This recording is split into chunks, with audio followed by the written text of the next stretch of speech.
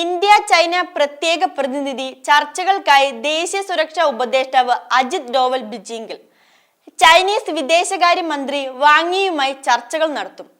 അതിർത്തിയിലെ വെടിനിർത്തലിന് ആഴ്ചകൾക്ക് ശേഷമാണ് അജിത് ഡോവൽ ചൈനീസ് വിദേശകാര്യ മന്ത്രിയുമായി കൂടിക്കാഴ്ചയ്ക്ക് ഒരുങ്ങുന്നത്.